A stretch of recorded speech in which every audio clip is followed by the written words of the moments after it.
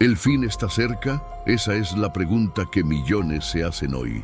La mayor tragedia natural del año acaba de sacudir a Estados Unidos y el mundo entero observa con miedo e incredulidad. Si tú también has sentido que algo no está bien, que el mundo ya no es el mismo, no estás solo. Lo que ocurrió anoche exactamente a las 11:13 p.m. no fue un simple temblor, fue una señal. 5 terremotos, 5 regiones distintas del territorio estadounidense, todo al mismo tiempo, desde California hasta Oklahoma, desde la zona de New Madrid hasta Carolina del Sur, incluso cerca de las costas de Alaska. 5 fallas geológicas separadas en un solo instante. No hubo transmisiones en vivo ni alarmas nacionales, solo la tierra gimiendo como si quisiera advertirnos de algo. Y aquí está la verdadera pregunta: ¿de qué está siendo advertida América? En este video voy a revelarte la conexión profética detrás de lo que pasó a las 11:13. Cuando veas cómo se alinean las escrituras con este momento específico, vas a entender que no nos queda mucho tiempo.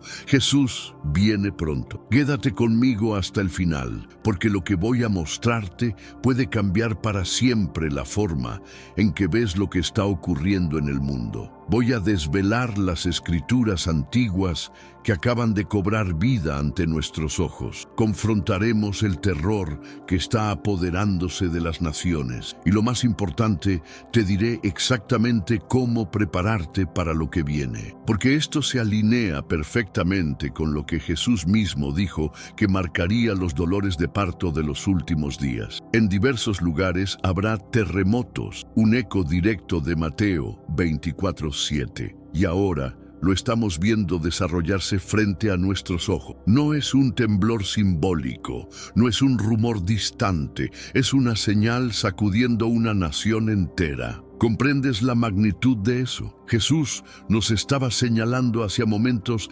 exactamente como este. Momentos que separan a los complacientes de los despiertos, a los cómodos de los que disciernen. Como continuó en Mateo 24:37, como fue en los días de Noé, así será en la venida del Hijo del Hombre. Este lenguaje no era simbólico, era un mapa, un patrón, una advertencia para una generación que se encogería de hombros ante la sacudida hasta que la sacudida llegara a su propia puerta. Y si entiendes lo que eso significa, entonces lo que estoy a punto de contarte te erizará la piel. Imagina esta escena. América a las 11:13 de la noche, no una ciudad, 5, cada lugar envuelto en la quietud de la noche avanzada. Familias acomodándose, luces tenues, calles silenciosas, la nación respirando en la calma que suele llegar antes de la medianoche. Y entonces, en el mismo minuto, en el mismo segundo, la calma se rompe. En el norte de California,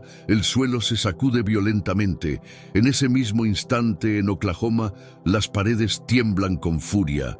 En ese exacto segundo, New Madrid convulsiona. Carolina del Sur se estremece, y lejos, cerca del borde de Alaska, el fondo oceánico surge hacia arriba como un gigante herido. 5 terremotos, 5 regiones, un momento. Las 11:13 de la noche en punto. No fue secuencial, no fue una reacción en cadena, fue simultáneo, como si una mano invisible golpeara 5 líneas de falla a la vez. Y las personas que lo vivieron describen algo más allá de la sacudida. Hablan de un momento donde todo pareció suspenderse, una pausa extraña, como si el mundo inhalara y olvidara exhalar. Un hombre en Oklahoma dijo que sintió que toda la habitación se congeló a mitad de vibración, los platos temblando en el aire como si la gravedad dudara. Una mujer en la costa de Carolina del Sur dijo que sus brazos se bloquearon en su lugar mientras alcanzaba a su hijo. No podía moverme, ni un dedo, ni un respiro. Sentí como si el tiempo se detuviera y algo me estuviera mirando directamente al alma. Testimonio tras testimonio repite el mismo detalle inquietante. Durante unos segundos estaban congelados, no por miedo, sino por algo que presionaba sobre su espíritu, como una advertencia antigua largamente escrita, ahora despertada. Y en esa ventana congelada Muchos dicen que sintieron una voz, no escuchada por oídos, sino sentida en el corazón,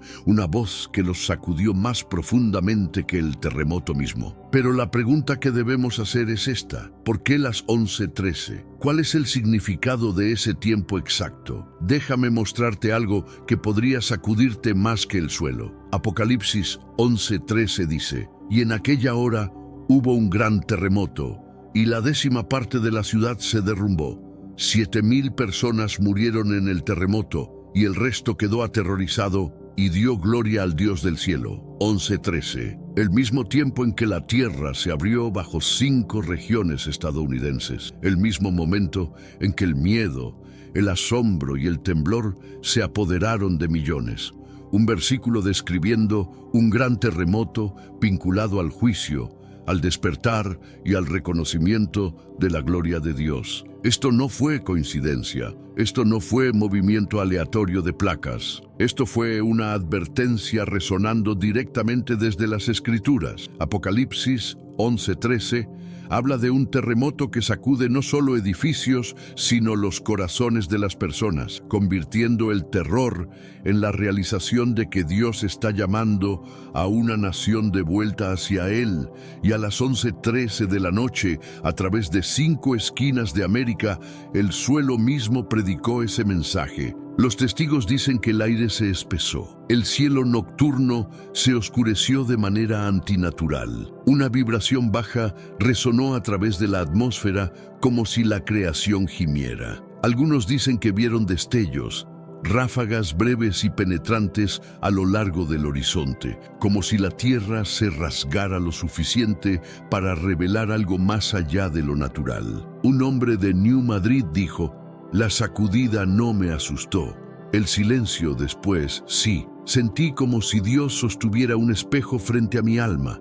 Cada compromiso, cada cosa oculta, la sentí expuesta. Otra mujer de California dijo: fue como si el suelo no fuera lo único que se rompía. Algo dentro de mí también se agrietó. Esto es exactamente lo que Apocalipsis 11:13 captura. Un temblor que expone, un momento que revela, una sacudida destinada a despertar. Y a las 11:13 de la noche, a través de esta nación, no hubo dónde esconderse, no hubo escapatoria, no hubo forma de pretender que nada está mal. La tierra habló y América se congeló, obligada a enfrentar la verdad. Ahora déjame mostrarte otra conexión, una que muchos han pasado por alto, pero que habla directamente de lo que sucedió a las 11:13 de la noche. En Hebreos 11:13, el escritor dice: todos estos murieron en fe, sin haber recibido las promesas, pero habiéndolas visto de lejos, y estando persuadidos de ellas, y abrazándolas, y confesando que eran extranjeros y peregrinos en la tierra. Hebreos 11:13, el mismo tiempo en que la tierra tembló bajo 5 esquinas de América, el mismo momento en que millones se dieron cuenta de repente, violentamente, dolorosamente, de que no tenemos el control, que somos extraños en esta tierra, que el juicio puede caer en un solo respiro. Y eso es exactamente lo que sucedió anoche cuando los terremotos golpearon 5 a la vez. Las personas no estaban congeladas por quietud sobrenatural, estaban congeladas por shock, por terror, sus cuerpos bloqueados, sus voces atrapadas, sus mentes en blanco, porque en ese minuto la ilusión de seguridad fue arrancada. Un hombre en el norte de California dijo: toda mi casa estaba temblando. Intenté gritarle a mi esposa, pero nada salió. No estaba detenido quieto, estaba paralizado por el miedo. Me di cuenta de lo frágil que soy. Una mujer cerca de la región de New Madrid dijo: sentí como si el suelo bajo mi vida, mis creencias, mis suposiciones, estuviera colapsando. No podía hablar. No podía respirar. Sabía que el juicio estaba aquí. ¿Entiendes por qué este detalle importa? Porque Hebreos 11:13 dice: vieron algo a lo lejos, algo más allá del mundo natural, y los cambió. Fueron confrontados con la verdad. Fueron despojados de excusas. Eso es lo que sucedió a través de América a las 11:13 de la noche. Las personas no solo estaban asustadas, estaban desenmascaradas, cada defensa destrozada, cada ilusión expuesta. El shock los congeló porque de repente entendieron: estamos viviendo bajo advertencia divina. ¿Ves la precisión profética? Dios no eligió las 11:13 por casualidad. La eligió para hacer eco del versículo mismo que habla de hombres forzados a reconocer las realidades invisibles que han ignorado durante tanto tiempo. Pero, ¿qué sucedió después? Lo que vino después de la sacudida ha dejado a miles llorando en terror, no en asombro, porque esto no fue avivamiento, no fue sanación, no fue misericordia irrumpiendo, fue el juicio dando un paso al frente. Mientras el temblor disminuía a través de América, mientras las personas permanecían congeladas en las secuelas, apareció una luz, no cálida, no gentil,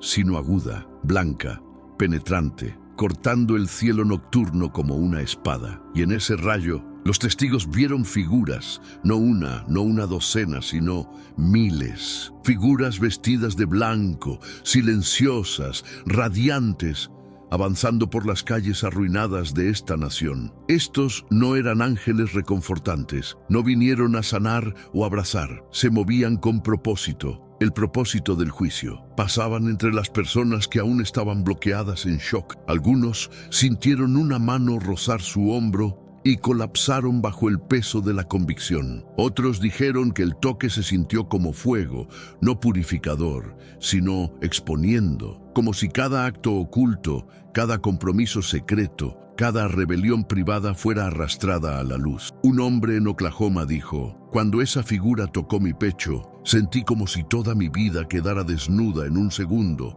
Vi mis errores como una inundación. Caí al suelo temblando, no por el terremoto, sino por lo que vi en mí mismo. Otra mujer en Carolina del Sur dijo: cuando el ser colocó su mano en mi frente, no vi sanación, vi juicio. Vi los momentos en que endurecí mi corazón, las oportunidades que ignoré, las advertencias de las que me burlé, y supe que no me quedaba defensa. Esto no es avivamiento, esto no es despertar. Esto es exposición a nivel de revelación.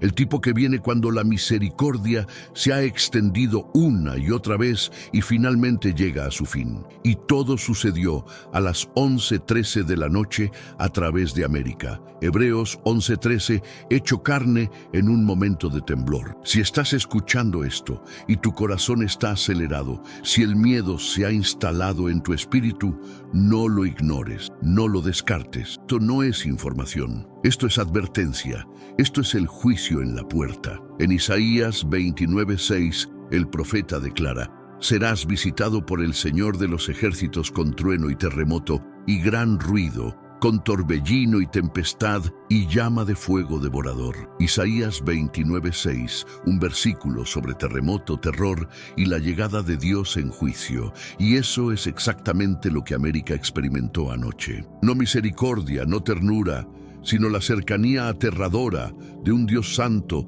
sacudiendo una nación para despertarla. Miles no sintieron la bondad de Dios, sintieron el peso de Dios, el temor de Dios, la verdad de que cuando el Señor se levanta en juicio, nadie permanece casualmente. Un joven en Texas dijo: no estaba alabando, no estaba adorando, estaba temblando. Cuando el temblor golpeó y el cielo se iluminó, supe que Dios se había acercado y no estaba listo. Otra mujer en Oregón dijo: crecí escuchando sobre la gracia, pero cuando el suelo rugió debajo de mí, me di cuenta de que nunca había temido al Señor ni un solo día en mi vida. Anoche eso cambió. Esto es lo que Isaías quiso decir. Dios visita con trueno y lo escuchamos. Visita con terremoto y lo sentimos. Visita con llama y vimos la luz arder a través del cielo. Esto no fue religión sentimental. Esto fue una nación confrontando la santidad que ha burlado durante décadas. Pero aquí está lo que arde en mi espíritu. No todos respondieron con arrepentimiento. Algunos sí, pero muchos no. Algunos temblaron, pero se negaron a inclinarse. Algunos fueron sacudidos, pero endurecieron sus corazones. Algunos vieron la luz, pero amaron más la oscuridad. Jesús advirtió sobre esto en Mateo 7, 13, 14. El camino ancho está abarrotado, el camino estrecho es elegido por pocos, y anoche lo comprobó. Cuando América enfrentó juicio en lugar de consuelo, miedo en lugar de sanación, exposición en lugar de milagros, las personas aún estaban eligiendo la puerta ancha. A las 11:13 de la noche se le dio a la nación una elección: arrepentirse o resistir, volverse o endurecerse, inclinarse o huir, juicio o misericordia. Y trágicamente, muchos caminaron por el camino equivocado. Algunos miraron la luz y giraron sus rostros a un lado. Algunos sintieron la presencia del juicio y se burlaron de ella. Algunos percibieron la advertencia en sus espíritus y dijeron: ahora no seas uno de ellos, porque la próxima vez que Dios sacuda esta nación, puede que no sea una advertencia. Puede ser el llamado final. ¿Qué dijeron las figuras de blanco? ¿Qué mensaje trajeron mientras se movían por las ciudades temblorosas de América? Testigo tras testigo, sin relación, desconocidos entre sí, reportaron las mismas palabras: el rey viene, su regreso es inminente. Las advertencias están completas. Prepara tu corazón. Esto no fue una invitación, fue un anuncio, una declaración profética de que la cuenta regresiva ha comenzado. Dijeron: adviertan a las naciones, hagan sonar la alarma. Muchos serán atrapados sin preparación, muchos serán arrastrados. No consuelo, advertencia. No sanación, ajuste de cuentas. Estas no eran palabras de hombres, estas no eran súplicas de pastores. Estos eran gritos de seres enviados en juicio, hablados con el peso de la eternidad. E Isaías 29:6 lo explica perfectamente. Porque cuando una nación reclama paz y seguridad, Dios visita con terremoto, con tormenta, con fuego. Pablo nos advirtió en 1 Tesalonicenses 5:1-6 que el día del Señor viene como ladrón en la noche, inesperado, sin anunciar, inevitable. Pero no para aquellos que están despiertos, no para aquellos que permanecen en la luz. Entonces, ¿qué le está diciendo Dios a América? No duerman, no se desvíen, no jueguen con el error, vigilen, permanezcan sobrios. Estén listos, porque la próxima sacudida no será una vista previa, será la verdadera, y para aquellos que viven en distracción, compromiso e incredulidad, ese día será aterrador. Pero para aquellos que están despiertos, aquellos que temen al Señor, aquellos que caminan en la luz, ese día será glorioso. Entonces te pregunto, ¿dónde te encuentras? ¿En la luz o en las sombras? ¿Despierto o dormido? ¿Preparado o sin preparación? Los eventos a las 11:13 de la noche fueron una prueba, un ensayo, una misericordia antes de la tormenta. Y esto no es el final, es solo el comienzo. Más señales están llegando, más advertencias, más juicios, más oportunidades para arrepentirse. Pero la ventana se está cerrando. Cada vez que un terremoto importante llega a los titulares, cada vez que el número de víctimas aumenta y las imágenes de destrucción inundan nuestras pantallas, los pastores reciben la misma pregunta. Se susurra en los bancos y se grita en las redes sociales. ¿Es este el fin? ¿Jesús regresará pronto? Es una pregunta válida. La Biblia no guarda silencio sobre el futuro de nuestro planeta. A medida que avanzamos en la cuarta parte de nuestro viaje, debemos abrir los libros proféticos. Debemos mirar lo que Jesús mismo dijo sobre la sacudida del mundo en los últimos días. Pero déjame darte una advertencia antes de comenzar. El propósito de la profecía bíblica no es asustarnos, es prepararnos. No es darnos una fecha en el calendario, es darnos una esperanza confiada. Primero, el discurso, dolores de parto. Mateo 24:3-8. Sentémonos con los discípulos en el Monte de los Olivos. Le preguntaron a Jesús en privado: dinos, ¿cuándo sucederá esto? ¿Y cuál será la señal de tu venida y del fin de la era? Mateo 24:3. Jesús da una lista de señales: falsos mesías, conflictos bélicos, rumores de conflictos, hambrunas. Y luego en el versículo 7 dice: nación se levantará contra nación y reino contra reino. Habrá hambrunas y terremotos en diversos lugares. Pero mira de cerca el versículo 8. Esta es la clave para entender los tiempos en que vivimos. Todo esto es el comienzo de dolores de parto. Regresamos a la metáfora del parto tal como lo vimos en Romanos 8. ¿Por qué eligió Jesús esta imagen específica? Si le preguntas a una madre sobre el trabajo de parto, te dirá dos cosas sobre las contracciones. Primero, frecuencia. A medida que el nacimiento se acerca, los dolores se acercan entre sí. Segundo, intensidad. A medida que el nacimiento se acerca, los dolores se vuelven más fuertes. Jesús nos está enseñando una teología de la historia. Está diciendo que la historia no es una línea plana, está conduciendo a algún lugar, está embarazada de una nueva era. Entonces, cuando vemos terremotos aumentando en intensidad o frecuencia, o simplemente nuestra conciencia de ellos aumentando, no debemos entrar en pánico. No debemos decir que el mundo está fuera de control. En cambio, debemos decir que la fecha de entrega se está acercando. El mundo ve desastre y piensa en muerte. El cristiano ve las señales y piensa en nacimiento.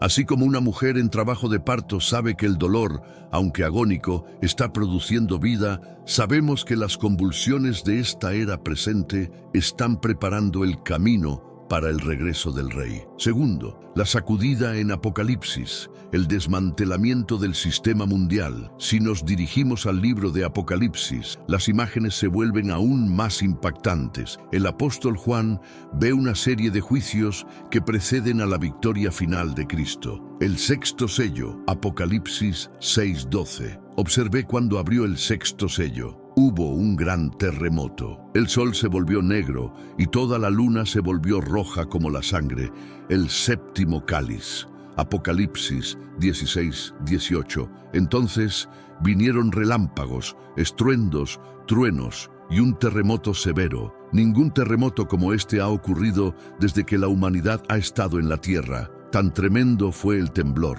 ¿Cuál es el punto teológico de estas visiones aterradoras? A lo largo de las Escrituras, la ciudad a menudo representa el orgullo humano, la organización humana y la independencia humana de Dios. Piensa en la Torre de Babel o Babilonia. En Apocalipsis, el gran terremoto hace que la gran ciudad, Babilonia, se divida y caiga. Esta es una advertencia profética. Todo lo que el hombre construye sin Dios es estructuralmente inseguro. Construimos nuestros sistemas económicos, nuestros imperios políticos y nuestras fortunas personales pensando que son permanentes. Pensamos que nuestra tecnología puede salvarnos. Pensamos que nuestro dinero puede aislarnos. Pero el terremoto escatológico revela que solo el reino de Dios es eterno. Apocalipsis nos enseña que antes de que Cristo regrese para establecer su gobierno, la falsa seguridad del mundo debe ser sacudida. El sistema debe colapsar para que el Salvador pueda ser visto como la única esperanza. Tercero, el peligro de establecer fechas y sembrar miedo. Como tu pastor, debo abordar un peligro aquí. Cada vez que hay un desastre, hay profetas en YouTube o en la televisión que afirman que este terremoto sucedió porque Dios está enojado con ese país. O esto prueba que Jesús regresará en 2024. Debemos rechazar este tipo de especulación. Jesús dijo claramente en Mateo 24:36, pero sobre ese día u hora nadie sabe, ni siquiera los ángeles del cielo, ni el Hijo, sino solo el Padre. Si nos enfocamos demasiado en predecir el terremoto, perdemos el punto de prepararnos para el Rey. Cuando Jesús habla sobre estas señales, su mandato no es calcular la fecha, su mandato es vigilar. Marcos 13:37, y estar listos. Mateo 24:44. Cuarto, ¿cómo debemos vivir en los tiempos finales? Entonces, si estamos viviendo en el tiempo de dolores de parto, ¿cómo cambia eso nuestra vida diaria? Significa que debemos dejar de construir casas, dejar de plantar jardines, dejar de ahorrar para la educación de nuestros hijos. Absolutamente no. A Martín Lutero le preguntaron una vez ¿qué haría si supiera que el mundo terminaría mañana? Famosamente respondió, plantaría un manzano. No reaccionamos a las señales de los tiempos con histeria, reaccionamos con urgencia y fidelidad. Urgencia en el evangelismo. Si el tiempo es corto y los cimientos del mundo se están sacudiendo, entonces debemos contarles a las personas sobre la roca que no puede ser movida. Cada desastre natural es un recordatorio de que la vida es frágil. No podemos esperar hasta algún día para compartir el evangelio con nuestros vecinos. Desapego del materialismo. Si sabemos que los elementos serán destruidos por fuego, 2 Pedro 3:10, y la tierra será sacudida, ¿por qué nos estamos aferrando tan fuertemente a nuestras posesiones? ¿Por qué amamos nuestras casas más de lo que amamos a nuestro Dios? La teología de los tiempos finales nos ayuda a sostener las cosas de este mundo ligeramente. Quinto, la esperanza bendita. No miramos el futuro con temor. Sí, la Biblia predice sacudidas, sí, predice problemas, pero para el creyente, el terremoto no es el sonido del final, es el sonido de los pasos del Maestro acercándose a la puerta. En Lucas 21:28, Jesús describe las señales aterradoras en el sol, la luna, las estrellas y el rugido del mar. Suena aterrador, pero escucha su instrucción. Cuando estas cosas comiencen a suceder, levántense y alcen sus cabezas porque su redención se acerca. El mundo mira hacia abajo al escombro con miedo. La iglesia mira hacia arriba al cielo con esperanza. No estamos buscando al anticristo, estamos buscando a Jesucristo. No estamos buscando la destrucción del mundo. Estamos buscando la redención de nuestros cuerpos y la renovación de todas las cosas. Amada congregación, a menudo usamos la frase estar en tierra firme. Es nuestra metáfora de seguridad, de certeza, de permanencia. Confiamos en que el sol saldrá y confiamos en que la tierra bajo nuestros pies nos sostendrá. Pero, ¿qué sucede cuando el suelo mismo traiciona esa confianza? A lo largo de la historia, e incluso en nuestra memoria reciente, ya sea que miremos la devastación en Turquía y Siria, los tsunamis de Japón o las tragedias históricas de Lisboa o San Francisco, nos enfrentamos a una realidad aterradora. En meros segundos, ciudades que tomaron siglos construir se reducen a escombros. El acero se dobla como paja. El concreto se desmorona como tiza. El rugido de la tierra ahoga los gritos de los indefensos. Un terremoto no es solo un evento geológico, es un trauma psicológico y espiritual. Destroza nuestra ilusión de control. Nos damos cuenta con corazones temblorosos de que somos criaturas pequeñas y frágiles, viviendo sobre una corteza delgada, sobre un núcleo fundido girando en un vasto universo. Sé que cuando la tierra tiembla, la fe es a menudo lo primero que se pone a prueba. Cuando vemos las imágenes de escombros o tal vez cuando experimentamos la sacudida nosotros mismos, la pregunta surge del polvo. ¿Dónde está Dios? ¿Es indiferente? ¿Es impotente? ¿O quizás lo más aterrador de todo es Él quien está haciendo esto? El mundo nos ofrece dos extremos. El materialista secular nos dice que no hay significado aquí. Son solo placas tectónicas cambiando. Es caos aleatorio. Estás solo.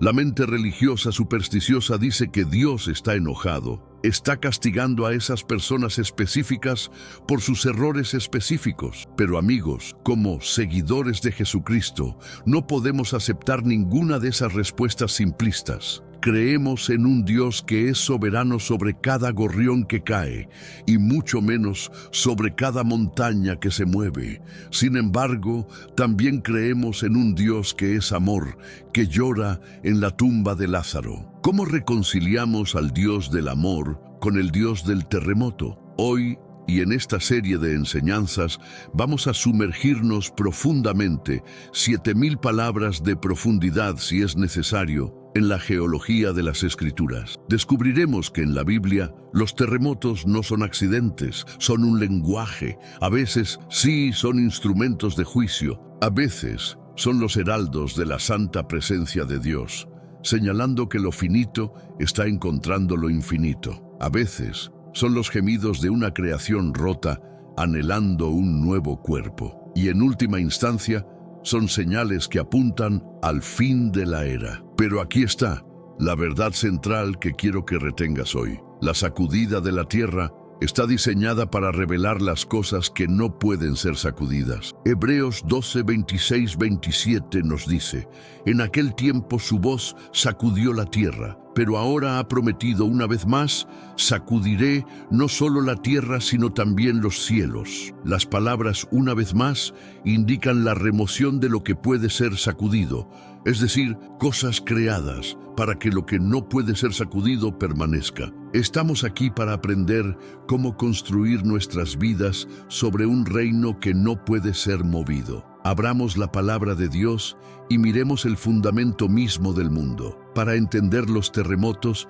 debemos volver al principio. Génesis 1 nos dice que cuando Dios creó los cielos y la tierra, lo miró y dijo: es bueno. De hecho, después de crear a la humanidad, dijo: es muy bueno. Entonces, debemos hacer una pregunta teológica difícil. ¿Tenía el jardín perfecto del Edén terremotos? La ciencia nos dice que el movimiento de las placas tectónicas es esencial para la vida. El cambio de placas recicla carbono, regula la temperatura del planeta y crea los minerales necesarios para la civilización. Sin una corteza dinámica en movimiento, la Tierra sería una roca muerta como Marte. Entonces, el mecanismo del terremoto es parte del diseño inteligente de Dios. El poder de la Tierra es un testimonio de su poder. El Salmo 104:32 dice: Él mira la tierra y tiembla, toca las montañas y humean. Sin embargo, la naturaleza destructiva de estos eventos,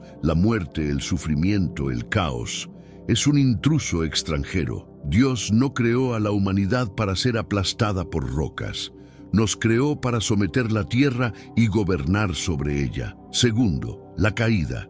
Cuando la naturaleza se volvió hostil, debemos lidiar con la doctrina de la caída. Génesis 3. Cuando Adán y Eva pecaron, la relación entre la humanidad y Dios se rompió. Pero observa, la relación entre la humanidad y la naturaleza también se rompió. Dios le dijo a Adán: maldita es la tierra por tu causa. Génesis 3:17. No pierdas el peso de este versículo. La rebelión moral de la humanidad tuvo consecuencias cósmicas. La tierra misma fue sometida a frustración. Antes de la caída, la naturaleza era un jardín para ser cuidado. Después de la caída, se convirtió en un desierto para ser combatido. Produce espinas y cardos, produce tormentas y sequías. Y sí, produce la sacudida violenta del suelo. Vivimos en un mundo caído. Esto no es solo una metáfora, significa que los engranajes de la creación están rechinando entre sí. Las leyes físicas permanecen, pero ya no funcionan en perfecta armonía con la seguridad humana. Un terremoto en un mundo caído es una intersección trágica del poder de Dios y la ruptura del mundo. Es un recordatorio de que actualmente vivimos al este del Edén, fuera del jardín, donde el suelo no siempre es nuestro amigo. Tercero, el gemido de la creación. Romanos 8. Por favor, abre conmigo Romanos 8, 19, 22. Este es quizás el pasaje más importante para entender los desastres naturales. El apóstol Pablo escribe: porque sabemos que toda la creación ha estado gimiendo junta en dolores de parto hasta ahora. Pablo personifica la tierra.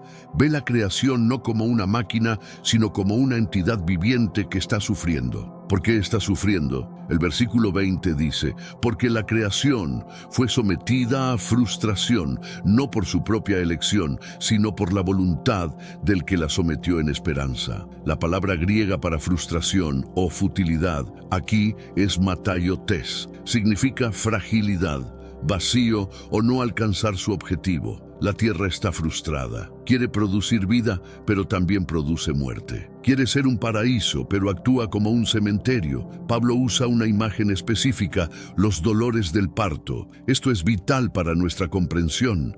Piensa en los dolores de parto. Son increíblemente dolorosos. Vienen en olas, convulsiones y contracciones. Pero, y esta es la clave, no son dolor sin sentido.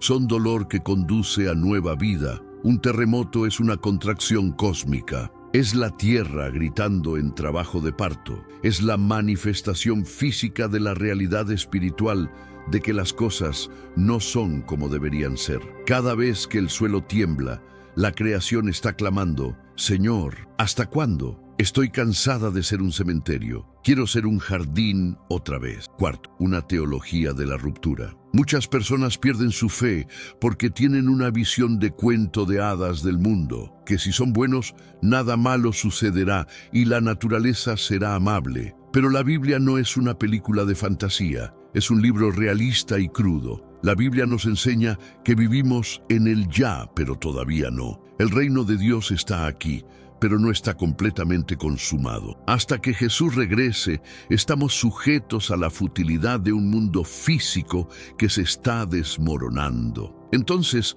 cuando un creyente muere en un terremoto, no es un fracaso del amor de Dios. Es la trágica realidad de compartir el gemido de la creación. Nosotros también gemimos. Pablo dice en Romanos 8:23, nosotros mismos, que tenemos las primicias del Espíritu, gemimos interiormente mientras esperamos ansiosamente nuestra adopción como hijos, la redención de nuestros cuerpos. La tierra quiere ser renovada, nuestros cuerpos quieren ser resucitados. El terremoto es un recordatorio violento de que este mundo actual está pasando. No es nuestro hogar permanente. ¿Significa esto que Dios no tiene el control? Absolutamente no. La Biblia nunca describe a la naturaleza como una fuerza independiente de Dios. Él es quien sacude la tierra de su lugar y hace temblar sus pilares. Job 9:6. Esta es una verdad difícil, a menudo llamada una misericordia severa. Dios permite que el mundo físico sea peligroso porque evita que nos volvamos demasiado cómodos en un estado caído. C.S. Lewis dijo famosamente: Dios nos susurra en nuestros placeres, habla en nuestra conciencia, pero grita en nuestro dolor. Es su megáfono para despertar a un mundo sordo. Cuando la tierra tiembla, destruye nuestros ídolos de seguridad. Destruye nuestro orgullo en nuestras torres altas y ciudades fuertes. Nos obliga a mirar hacia arriba porque mirar hacia abajo no ofrece esperanza. Hemos mirado la tierra en general como una creación que gime, pero ahora debemos mirar la historia específicamente. A medida que pasamos las páginas del Antiguo Testamento, la Biblia hebrea, descubrimos que Dios no deja la sacudida de la tierra al mero azar. Toma las riendas de las placas tectónicas. Usa el terremoto como su firma. En el Antiguo Testamento, el terremoto actúa como un signo de puntuación divino. Enfatiza una oración que Dios está hablando a su pueblo. Veremos 3 montañas específicas: Sinaí, el campamento en el desierto y Horeb. Primero, el monte Sinaí, el terremoto de la presencia santa. Éxodo 19. Viajemos de regreso a la base del monte Sinaí. Los israelitas han sido liberados de Egipto, pero aún no han conocido a su Dios. Conocen su poder, pero no conocen su persona. En Éxodo 19:18 leemos esta descripción aterradora. El monte Sinaí estaba cubierto de humo porque el Señor descendió sobre él en fuego. El humo subía de él como humo de un horno, y toda la montaña temblaba violentamente. El texto hebreo aquí sugiere que la montaña se estremeció o tembló grandemente. ¿Por qué? Teológicamente, esto es lo que sucede cuando lo infinito toca lo finito.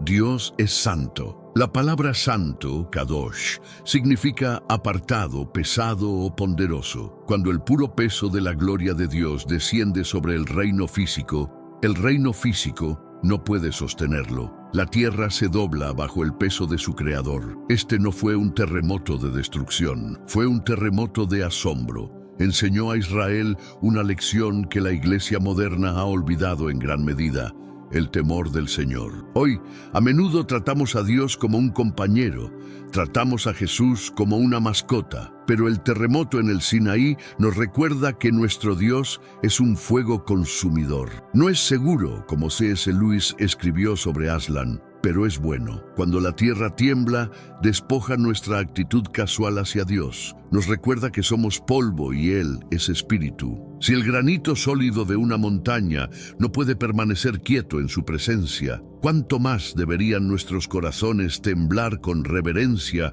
cuando nos acercamos a su trono? Segundo, el desierto, el terremoto del juicio, Números 16. Sin embargo, también debemos abordar el texto que nos hace sentir más incómodos. No podemos predicar la Biblia y omitir las partes que nos asustan. Hay momentos en las Escrituras cuando la tierra tiembla, no solo porque Dios está presente, sino porque Dios está juzgando. La historia de Coré en Números 16 es el ejemplo más gráfico. Coré, Datán y Abiram lideraron una rebelión contra Moisés y Aarón. Desafiaron el liderazgo designado por Dios. Querían redefinir la santidad según sus propios términos. Moisés reúne a la gente y dice algo escalofriante: si estos hombres mueren de muerte natural, entonces el Señor no me ha enviado. Pero si el Señor trae algo totalmente nuevo y la tierra abre su boca y los traga, entonces sabrán que estos hombres han tratado al Señor con desprecio. Números 16, 29, 30. Inmediatamente el suelo se partió, la tierra abrió su boca y los tragó a ellos y a sus hogares. Descendieron vivos al reino de los muertos. Luego la tierra se cerró sobre ellos. Esto es difícil de leer, ofende nuestras sensibilidades modernas, pero debemos entender la teología aquí. En el Antiguo Testamento, la tierra estaba vinculada al pacto. Cuando el pueblo guardaba el pacto, la tierra fluía con leche y miel. Cuando el pueblo profanaba el pacto con rebelión e idolatría, la tierra literalmente los vomitaba. Los profetas Amós y Zacarías también hablan de un terremoto masivo en los días del rey Usías. Fue tan traumático que generaciones después la gente aún fechaba eventos diciendo: esto sucedió 2 años antes del terremoto. Amós usó ese trauma geológico para despertar a la gente de su letargo espiritual. Ahora, una palabra de precaución. Debemos tener mucho cuidado. Cuando un terremoto golpea Haití o Turquía o Japón hoy, no podemos pararnos en el púlpito y decir que esto es por su error específico. Jesús prohíbe explícitamente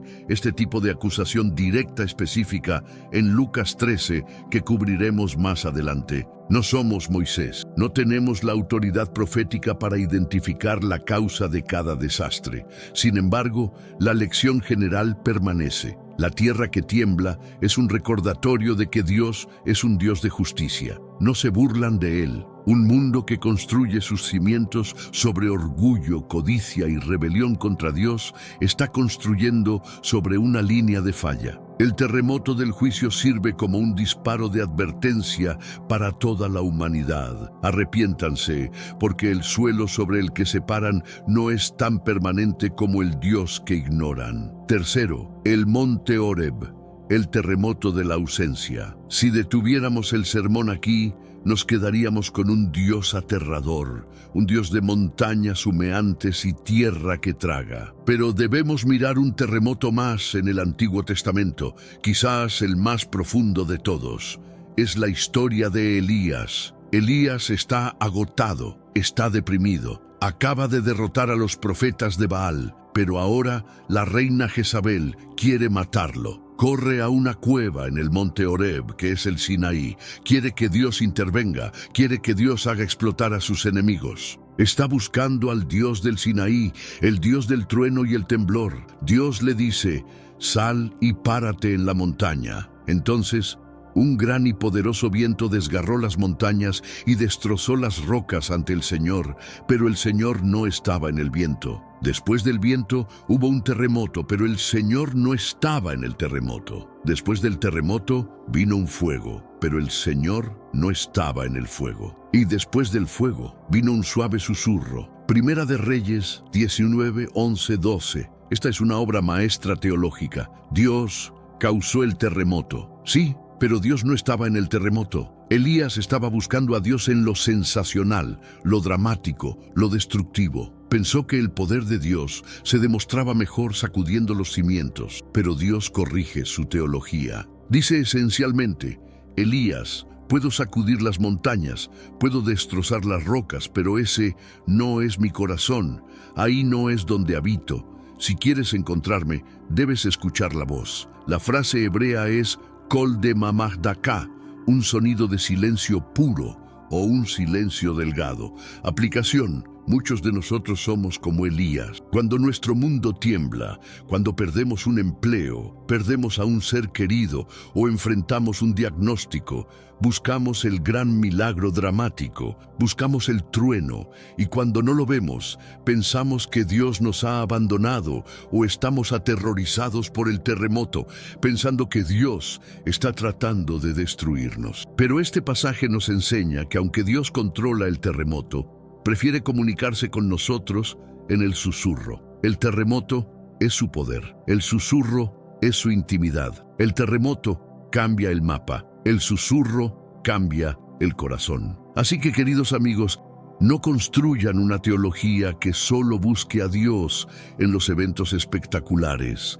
No basen su fe en los altibajos y las sacudidas. El Dios del Antiguo Testamento es el Dios que sacude las montañas del Sinaí para exigir respeto. Sí, pero también es el Dios que silencia la montaña para susurrar amor a un profeta deprimido. Hemos estado al pie del monte Sinaí y hemos temblado. Hemos estado al borde del abismo con Coré y hemos temido el juicio. Hemos estado en la cueva con Elías y hemos escuchado el susurro. Pero todos estos terremotos del Antiguo Testamento nos dejan con una sensación de distancia. Dios es grande, nosotros somos pequeños. Dios es santo, nosotros somos pecadores. La tierra es peligrosa, nosotros somos frágiles.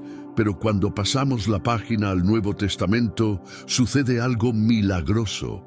La sismología del cielo cambia. Ya no vemos terremotos meramente como señales de ira o asombro. En la vida de Jesucristo, el terremoto se convierte en un instrumento de liberación. Vamos a ver 3 terremotos específicos en el Nuevo Testamento. Y a diferencia del terremoto de Coré que tragó hombres, estos terremotos abren cosas. Primero, el terremoto en la cruz. La muerte de la muerte. Mateo 27, 50, 54. Vayamos al momento más importante en la historia humana. Viernes Santo. La oscuridad ha cubierto la tierra. Jesús, el Hijo de Dios, está colgando en una cruz romana, llevando el peso del pecado del mundo. Mateo registra el momento de su muerte. Y cuando Jesús había gritado de nuevo con voz fuerte, entregó su espíritu. En ese momento el velo del templo se rasgó en 2 de arriba abajo. La tierra tembló, las rocas se partieron.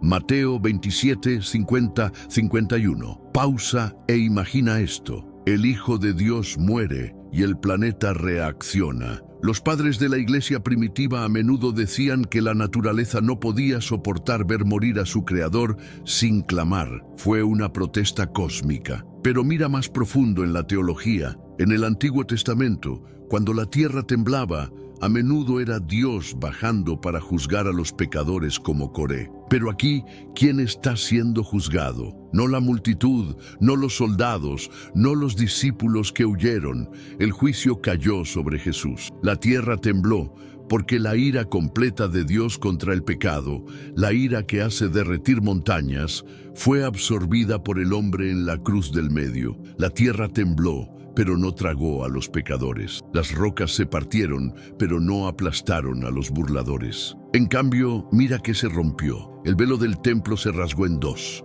El terremoto en la cruz fue una operación de brecha.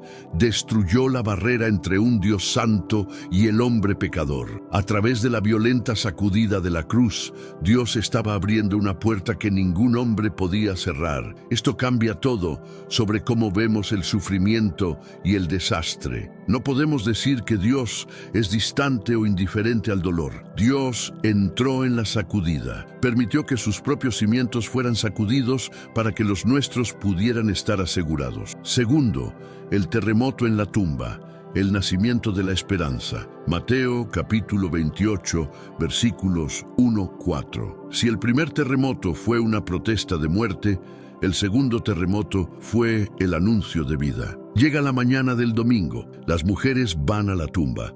Hubo un terremoto violento porque un ángel del Señor descendió del cielo y, yendo a la tumba, removió la piedra y se sentó sobre ella. Mateo 28:2. Observa la descripción. Un terremoto violento, seísmos megas. En la historia humana, los terremotos sellan tumbas, entierran ciudades, atrapan mineros, terminan vidas. Pero en las manos de Cristo resucitado, el terremoto funciona a la inversa. Este terremoto no selló una tumba, la abrió. El rodar de la piedra no fue para dejar salir a Jesús. Su cuerpo resucitado podía pasar a través de paredes. Fue para dejar entrar a los testigos. Fue la forma de Dios de decir: miren, la tumba ha perdido su agarre. Teológicamente, esta es la respuesta al gemido del que hablamos en la primera parte. ¿Recuerdas Romanos capítulo 8? La creación está gimiendo en dolores de parto. En la resurrección de Jesús, la tierra dio un fuerte empujón. Esta fue la primera contracción de la nueva creación. Cuando la tierra tembló en la mañana de Pascua, estaba celebrando. Fue el suelo dándose cuenta de que la maldición había sido rota. Por primera vez desde Adán, un hombre caminaba sobre la tierra que había derrotado a la muerte. Entonces, cuando sentimos la tierra temblar hoy, podemos afligirnos. Sí, pero no nos afligimos como aquellos que no tienen esperanza. Sabemos que un día habrá una sacudida final que abrirá cada tumba de cada creyente que haya muerto. El terremoto de Pascua garantiza el terremoto de la resurrección final. Tercero, el terremoto en Filipos, la sacudida de la esclavitud. Hechos 16, 25, 34. Finalmente, miremos el terremoto en la vida de la iglesia primitiva. Pablo y Silas están en prisión en Filipos. Han sido golpeados. Sus espaldas están sangrando y sus pies están en cepos. Es medianoche. ¿Qué están haciendo? No se están quejando. No están preguntando ¿por qué yo? Están cantando himnos. Están alabando a Dios en la oscuridad. De repente, hubo un terremoto tan violento que los cimientos de la prisión fueron sacudidos. De inmediato, todas las puertas de la prisión se abrieron y las cadenas de todos se soltaron. Hechos 16, 26. Este es un milagro específico y dirigido. Usualmente, cuando un edificio tiembla, el techo colapsa y aplasta a los prisioneros. En este terremoto divino, la estructura permanece, pero las cadenas se caen. Las puertas vuelan abiertas. Esto nos enseña una lección profunda sobre cómo Dios usa la sacudida en nuestras vidas. A veces Dios permite que nuestro mundo sea sacudido. Permite una crisis, una tragedia, un cambio repentino, no para destruirnos, sino para liberarnos. Tal vez perdiste tu trabajo. Ese fue un terremoto, pero rompió las cadenas de tu adicción al trabajo. Tal vez pasaste por una ruptura dolorosa. Ese fue un terremoto, pero abrió la puerta a una dependencia más profunda de Dios. Pero observa el resultado de esta historia. El carcelero se despierta aterrorizado. Piensa que los prisioneros han escapado. Saca su espada para matarse. Pero Pablo grita: «No te hagas daño, todos estamos aquí». El carcelero pide luces, se precipita y cae temblando ante Pablo y Silas. Hace la pregunta más importante que un humano puede hacer: «Señores, ¿qué debo hacer para ser salvo?». Ves la progresión, la crisis. El terremoto sacudió su seguridad física. El testimonio. Los cristianos permanecieron tranquilos y compasivos. No huyeron. La salvación. El hombre encontró a Jesús. Este es el modelo para la iglesia en tiempos de desastre. Cuando la tierra literal tiembla, como en Turquía o Haití, o cuando la tierra metafórica tiembla, colapso económico, pandemia, el mundo reacciona como el carcelero con pánico, miedo y desesperación. Nos miran a los cristianos. Si estamos corriendo gritando igual que ellos, no tenemos testimonio. Pero si estamos cantando a medianoche, si tenemos una paz que sobrepasa todo entendimiento, nos preguntarán: ¿cómo están de pie cuando todo lo demás está cayendo? El terremoto en Filipos nos dice que Dios puede reutilizar un desastre para salvación. El terremoto en la cruz trató con la penalidad del pecado. El terremoto en la tumba trató con el poder de la muerte. El terremoto en la prisión trata con el propósito de nuestras pruebas. Hemos hablado sobre placas tectónicas e historia antigua. Hemos mirado la cruz y el apocalipsis futuro. Pero eventualmente, la conferencia de teología debe terminar y el cuidado pastoral debe comenzar. Eventualmente, las cámaras de noticias se van de la zona de desastre y los sobrevivientes se quedan sentados en el polvo. Eventualmente, alguien en esta iglesia enfrentará un terremoto personal, un diagnóstico, un divorcio, una muerte, y te preguntarán a ti o me preguntarán a mí, ¿por qué? Si Dios es bueno, ¿por qué cayó la torre sobre mi hijo? ¿Por qué el suelo tragó mi hogar? No podemos responder estas preguntas con clichés. No podemos simplemente decir que Dios trabaja de maneras misteriosas y alejarnos. Necesitamos una teología del sufrimiento que pueda soportar el peso de la tragedia. Primero, el problema del dolor, la torre de Siloé. Lucas 13:1-5. Jesús mismo enfrentó este problema. En Lucas 13, algunas personas vinieron a Jesús con noticias sobre una tragedia. Pilato había masacrado a algunos galileos. Fue un mal humano. Pero Jesús inmediatamente menciona un desastre natural, o al menos uno accidental. Pregunta, ¿o aquellos 18 sobre los cuales cayó la torre en Siloé, pensáis que eran más culpables que todos los otros que habitaban en Jerusalén? Lucas 13:4. Esta es la configuración predeterminada del corazón humano. Queremos creer en el karma. Queremos creer que las cosas malas le suceden a las personas malas y las cosas buenas le suceden a las personas buenas. Nos hace sentir seguros. Si soy bueno, estoy a salvo del terremoto. Pero Jesús destruye esta ilusión. Dice, os digo, no. Afirma enfáticamente que las víctimas del desastre no eran peores pecadores que nadie más. El terremoto no apunta a los malvados. El cáncer no apunta a los odiosos. El accidente no apunta a los impíos. En un mundo caído, el sufrimiento no se distribuye según el mérito.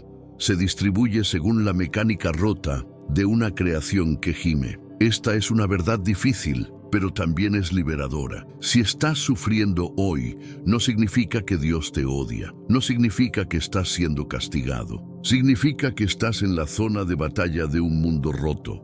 Pero Jesús no se detiene ahí. Gira hacia los sobrevivientes. Dice, pero a menos que se arrepientan, todos ustedes también perecerán. Jesús convierte el signo de interrogación en un signo de exclamación. Dice esencialmente, no pregunten por qué murieron, pregunten por qué todavía están vivos. Cada día que la torre no cae, cada día que la tierra no tiembla, es un acto de misericordia de Dios dándonos tiempo para arrepentirnos. Segundo, teodicea, caminando en el misterio. La palabra teológica para esto es teodicea, la defensa de la bondad de Dios frente al mal. ¿Cómo consolamos a alguien que lo ha perdido todo? Debemos evitar el error de los amigos de Job. Cuando Job sufrió, sus amigos trataron de explicarlo. Tenían fórmulas teológicas agradables y ordenadas. Job, debes haber pecado. Job, Dios te está enseñando una lección. Pero al final, Dios reprendió a los amigos. Hablaron sobre Dios, pero no hablaron por Dios. La única respuesta que se sostiene frente al sufrimiento profundo es la presencia de Dios. No tenemos una respuesta al por qué. Tenemos una respuesta al quién. Lo señalamos a Jesús. Jesús no se sentó en el cielo explicando el dolor. Bajó y lo sintió. Es el varón de dolores experimentado en quebranto. Isaías 53:3. Cuando Lázaro murió, Jesús lloró. Sabía que iba a resucitarlo en 5 minutos. Sin embargo, aún lloró. ¿Por qué? Porque la muerte es un enemigo, porque el sufrimiento es real. Entonces, como iglesia, nuestra teología debe ser una de misterio compasivo. Admitimos que no entendemos las razones específicas de una tragedia, pero confiamos en el carácter del que sostiene el mundo. Confiamos en que Él es bueno, incluso cuando las circunstancias son malas. Tercero, la iglesia como primeros respondedores de esperanza. La teología debe llevar a la práctica. Si creemos que el mundo está roto y creemos que Jesús es la esperanza, entonces la iglesia debe ser las manos y los pies de Jesús en los escombros. Históricamente, los cristianos siempre han corrido hacia la plaga, no lejos de ella. En el segundo siglo, cuando las plagas golpearon Roma, los paganos arrojaban a sus enfermos a las calles. Los cristianos los recogían y los cuidaban, a menudo muriendo ellos mismos. ¿Por qué? Porque no temían a la muerte. Cuando un terremoto golpea, la iglesia debería ser la primera en llegar con mantas, con comida y con oración. En Hechos 11, cuando se predijo una hambruna, los discípulos no solo oraron, determinaron enviar ayuda a los hermanos que vivían en Judea.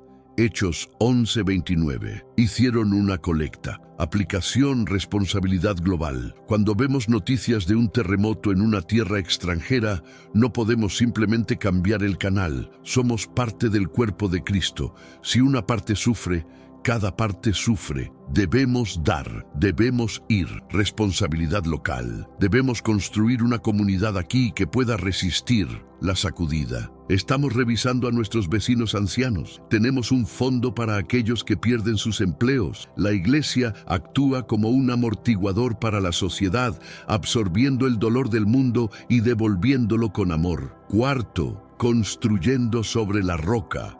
Mateo 7, 24, 27. Finalmente, debemos hablar sobre la prevención, no prevención geológica. No podemos detener las placas tectónicas, sino prevención espiritual. Jesús termina su sermón más famoso, el Sermón del Monte, con una ilustración de terremoto. Cualquiera entonces que escuche estas palabras mías y las haga, será como un hombre sabio que construyó su casa sobre la roca, y cayó la lluvia, y vinieron las inundaciones, y soplaron los vientos y golpearon aquella casa, pero no cayó. Observa cuidadosamente. La tormenta viene al hombre necio. La tormenta también viene al hombre sabio. Ser cristiano no detiene la tormenta, no detiene la sacudida. La diferencia no es la crisis. La diferencia es el fundamento. Amigos pastorales, miren sus vidas, miren sus familias. ¿Sobre qué están construyendo? Si construyes tu vida en tu carrera, un terremoto económico puede destruirte. Si construyes tu vida en tu salud, un terremoto médico puede destruirte. Si construyes tu vida en tu cónyuge o hijos, una tragedia relacional puede destruirte. Estas son arena, son cosas buenas, pero son arena movediza. No pueden soportar el peso de tu alma. Solo la palabra de Cristo, escucharla y hacerla, es roca. Construir sobre la roca significa obedecer a Dios cuando es difícil. Significa confiar en Dios cuando está oscuro. Significa derivar tu valor de su amor, no de tus circunstancias. Quinto, un llamado a vivir inquebrantablemente. Vivimos en un mundo sacudible. El mercado de valores tiembla, el gobierno tiembla, la tierra tiembla. Pero somos ciudadanos de un reino inquebrantable. Esto debería darnos un perfil psicológico único. Deberíamos ser las personas más realistas sobre el sufrimiento porque conocemos el pecado y la caída. Pero también deberíamos ser las personas más esperanzadas sobre el futuro porque conocemos la resurrección. Este equilibrio, realismo y esperanza es lo que el mundo está hambriento. No necesitan falso optimismo, todo estará bien. Necesitan esperanza robusta, todo está roto, pero Dios lo está redimiendo. Y caminaré contigo a través del fuego. Amados, hemos estado en un largo viaje juntos. Hemos atravesado la geología de las Escrituras. Comenzamos en la creación, escuchando los gemidos de una tierra rota que anhela ser renovada. Estuvimos en el Sinaí, temblando ante la santidad de Dios. Estuvimos en la cruz, observando la tierra temblar cuando el Hijo de Dios tomó el peso de nuestro pecado. Miramos hacia el futuro, viendo los dolores de parto que señalan el regreso del Rey. Y miramos nuestras vidas, dándonos cuenta de que aunque no podemos detener el terremoto, podemos elegir nuestro fundamento. Y ahora llegamos a la palabra final, el veredicto final. Regresamos a nuestro texto principal en Hebreos 12, 26, 29. El escritor habla de una sacudida cósmica final. Dice: Las palabras, una vez más, indican la remoción de lo que puede ser sacudido, es decir, cosas creadas, para que lo que no puede ser sacudido permanezca. Por lo tanto, ya que estamos recibiendo un reino que no puede ser sacudido, seamos agradecidos y así adoremos a Dios aceptablemente con reverencia y temor. ¿Por qué Dios sacude el mundo? No es porque sea cruel, es porque es un refinador. Imagina un buscador de oro tamizando oro.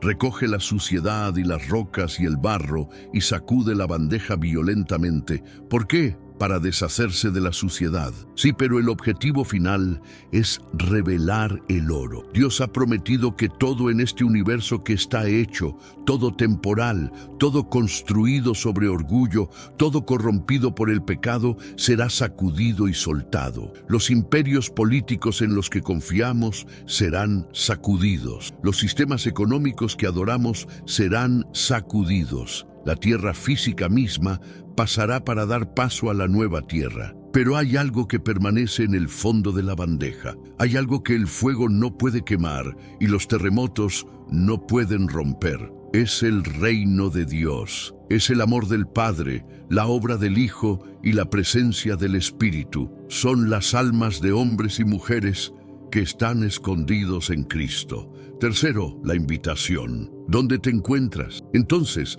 al cerrar esta serie, tengo que hacerte la pregunta más importante de tu vida. No si tienes seguro contra terremotos, sino si tienes seguro para el alma. Si el suelo debajo de esta iglesia se abriera ahora mismo, si las paredes cayeran, ¿qué te pasaría? ¿Caerías en la oscuridad de la separación de Dios? ¿O caerías en los brazos de un Salvador que ya ha conquistado la muerte? Hay dos grupos de personas aquí hoy. Grupo 1. Los constructores de arena. Estás construyendo tu vida sobre cosas que pueden ser sacudidas. Eres buena gente. Trabajas duro, pero tu esperanza está en tu cuenta bancaria, tu salud o tu familia. Te amo lo suficiente como para decirte que esas cosas son frágiles. Una llamada telefónica, un temblor, y se han ido. El Espíritu Santo te está sacudiendo hoy, no para asustarte, sino para despertarte. Está diciendo, mueve tu casa, muévela a la roca. Grupo 2, los habitantes de la roca.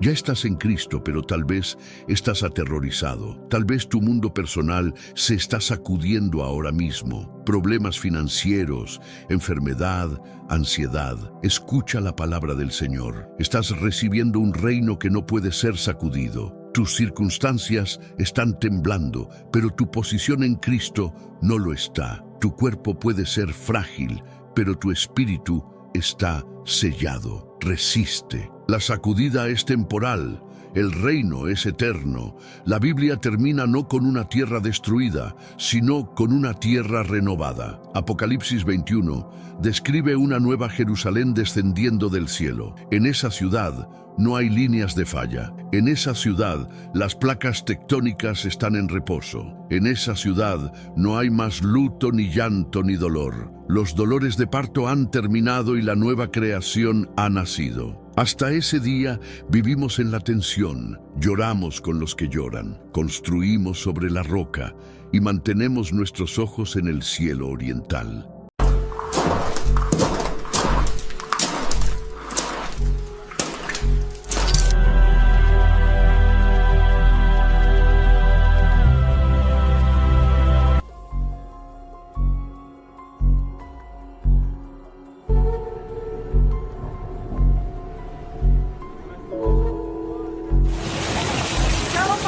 It's actually red rain. It's falling red. Las gotas que caen del cielo son completamente carmesí. Para algunos, simples contaminación. Para otros, el cumplimiento literal de Joel 2:30, donde se nos advierte sobre prodigios en el cielo, sangre y fuego. Poco después, un antiguo monumento en Arizona comenzó a sacudirse como si la tierra misma respondiera. Isaías habló sobre estos días. Los cimientos de la tierra temblarán. En Wyoming apareció un aro perfecto de fuego, una casualidad atmosférica, o quizás una manifestación como la que vio Ezequiel, ruedas de fuego, rodeadas de gloria. Y cuando en Texas surgió la silueta de un ángel en el cielo, Muchos recordaron lo que Juan escribió en Apocalipsis: vi volar a otro ángel con un mensaje eterno. Finalmente, los sonidos celestiales, bramidos parecidos a trompetas desde lo alto. Según Tesalonicenses, el Señor descenderá con trompeta de Dios. ¿Serán estos los anuncios proféticos del retorno del Mesías? Vamos a analizar cada señal comparándola con las Escrituras para descubrir si el tiempo ha llegado. Imagina las planicies desoladas de Arizona, esas tierras donde únicamente el calor sofocante y las ráfagas áridas recorren la vegetación escasa. Fue precisamente allí donde un equipo de agrimensores tropezó con algo absolutamente fuera de lugar. Una estructura pétrea con forma rectangular, cuyo peso alcanzaba múltiples toneladas, reposando solitaria sobre suelo fracturado. Ausencia total de construcciones adyacentes, cero documentación histórica, ningún indicio de que civilizaciones pasadas o presentes la hubiesen erigido. Simplemente existía ahí, como aguardando pacientemente la ocasión propicia para manifestarse. Ese instante llegó precisamente cuando el reloj marcaba las 4:13 de la mañana. Un temblor microscópico afectó la región. Lo extraordinario fue que el terreno circundante permaneció completamente estático. Contrario a toda lógica, fue el propio altar quien experimentó la sacudida, como si una energía invisible lo golpeara sin intermediarios. El piso mantuvo su quietud, ni un grano de arena se elevó, la maleza siguió inmóvil. No obstante, aquella mole pétrea vibró intensamente. Al instalar un dispositivo de medición sísmica directamente sobre el monumento, el equipo descubrió algo que desafiaba toda comprensión. Las ondas vibratorias no emanaban del subsuelo, sino que brotaban desde las entrañas mismas de la roca. El patrón de frecuencia no guardaba similitud con movimientos telúricos, ni con maquinaria motorizada, ni con manifestación natural alguna que la ciencia reconociera. Tras remover el denso manto de tierra acumulada, emergieron 4 símbolos del alfabeto hebraico ancestral, cincelados con meticulosidad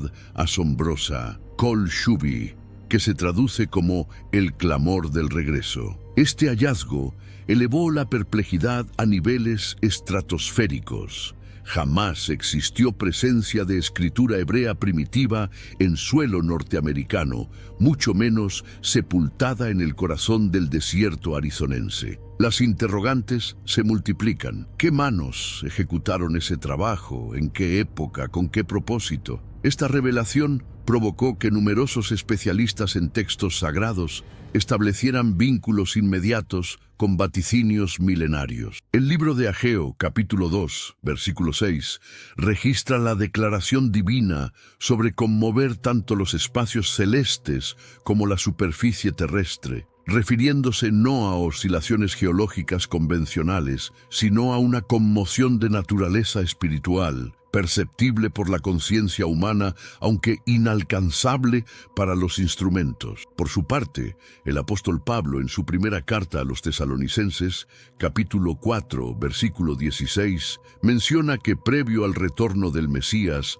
resonará el clarín celestial. Ese clarín no necesariamente representa un artefacto musical tangible. Podría manifestarse como transmisión codificada, como pulsación energética, como emisión acústica que active el despertar espiritual colectivo. Los analistas han bautizado este suceso como la señal del altar, considerándola la manifestación inaugural en territorio físico que anuncia intervención sobrenatural. El temblor del monumento, la aparición de la inscripción referente al regreso, la resonancia misteriosa emergiendo del silencio desértico, convergen transmitiendo un mensaje unificado: abran camino para la venida del Altísimo. Y esto constituye meramente el primer eslabón de una concatenación de eventos que se intensifican velozmente a lo largo y ancho del territorio americano. Bajo el manto oscuro que cubría las praderas de Wyoming,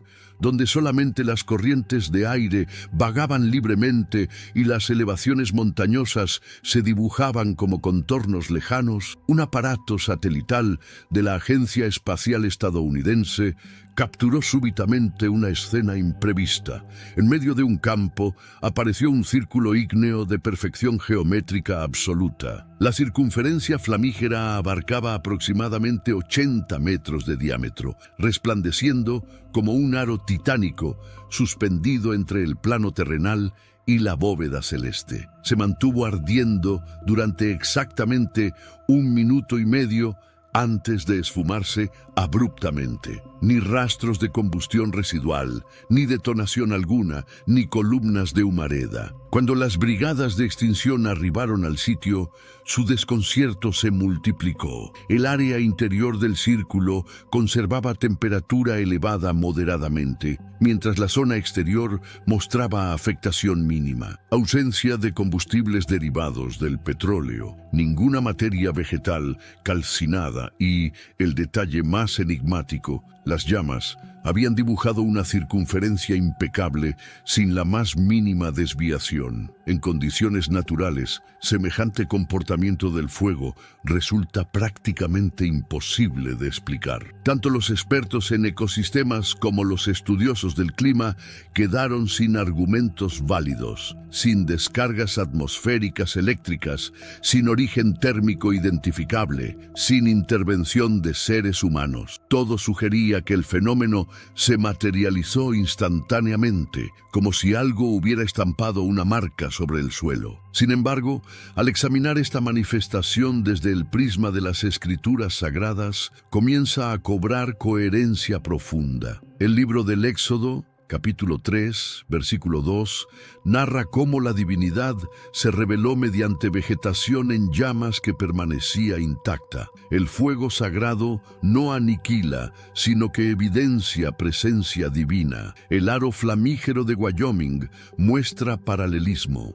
No se expande destructivamente ni consume, simplemente se materializa, irradia intensamente y luego se retrae funcionando como señalización. El profeta Ezequiel, en el primer capítulo, contempla una rueda ígnea circundando la magnificencia divina, simbolizando tanto santidad como potencia celestial. Interpretado así, el círculo ardiente de Wyoming se transforma en emblema de depuración, en aviso de que previo al regreso divino, los elementos terrestres, atmosféricos e ígneos deben pronunciarse. El aspecto verdaderamente asombroso radica en que el aro flamígero surgió apenas días posteriores al episodio vibratorio del altar pétreo en Arizona, una manifestación procedente del elemento tierra, una manifestación procedente del elemento fuego. Ambas ocurrieron intempestivamente sin explicación natural, como si el cosmos estuviera despachando comunicados gradualmente,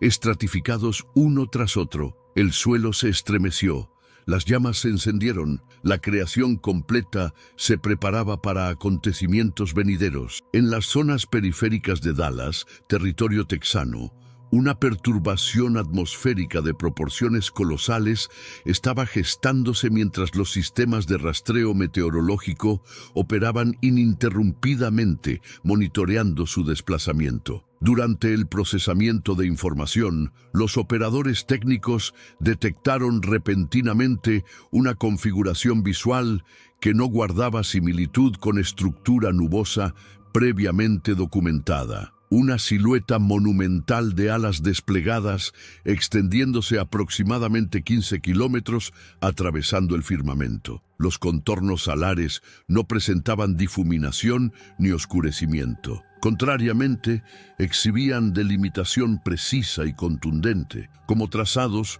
mediante contrastes lumínicos emanando del epicentro tormentoso. Simultáneamente al registro radar de la figura, los habitantes terrestres percibieron alteraciones inquietantes. Las corrientes ventosas cambiaron su dirección abruptamente, produciendo un silbido que evocaba el sonido característico del shofar, ese cuerno ceremonial judaico empleado en liturgias ancestrales. La emisión acústica perduró 40 segundos aproximadamente, período durante el cual numerosos individuos lograron capturarla mediante dispositivos móviles antes de que la tormenta alcanzara su intensidad máxima. Las reacciones de quienes residían en Dallas se viralizaron inmediatamente a través de plataformas digitales. Múltiples comunicadores transmitiendo en tiempo real describieron el momento como la apertura de las dimensiones celestiales, como si temporalmente se hubiese revelado la frontera entre lo tangible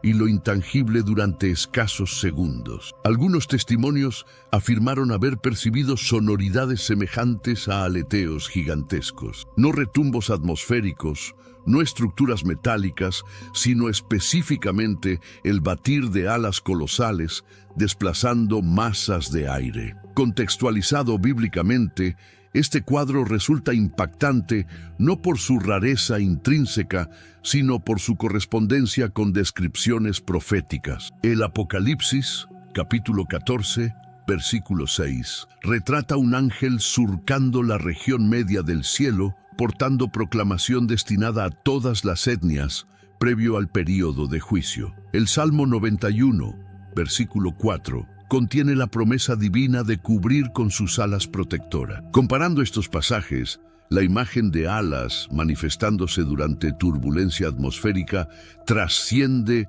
lo meramente meteorológico anómalo. Adopta características de señalización mensajera, de manifestación angelical que históricamente precede transiciones temporales significativas. Los mensajeros celestiales en las Escrituras no funcionan únicamente como portadores de comunicados. Se presentan como anunciadores, como evidencia de que la divinidad está operando activamente, preparando acontecimientos trascendentales. Bajo esta óptica, la sombra angelical proyectada sobre Texas no constituye solamente imaginería bella o terrorífica. Representa un recordatorio potente. Si el elemento terrestre se conmovió en Arizona, si el elemento ígneo apareció en Wyoming, ahora la atmósfera texana también articula mensaje, integrándose a la secuencia de señales, propagándose territorialmente por América. Semejante a las proclamaciones mediante instrumentos de viento en épocas antiguas, esta manifestación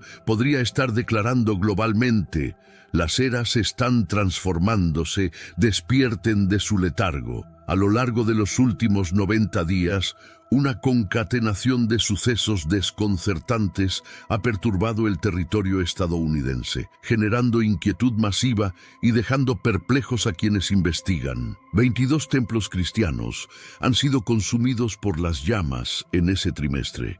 Estos siniestros no se concentran geográficamente en una sola región, sino que se distribuyen desde territorios meridionales hasta zonas septentrionales, abarcando tanto poblaciones diminutas como metrópolis densamente habitadas. El aspecto más perturbador radica en que la inmensa mayoría de casos carecen de fuente de combustión identificable. Ninguna evidencia de fallos en sistemas eléctricos, ningún rastro de provocación intencional, ningún material combustible derramado en las proximidades. En repetidas ocasiones, los equipos de extinción manifestaron que las llamas parecían originarse desde las zonas interiores, propagándose vertiginosamente hasta devorar los santuarios completos en cuestión de minutos. Bajo circunstancias convencionales, una cifra de 22 incendios eclesiásticos en 90 días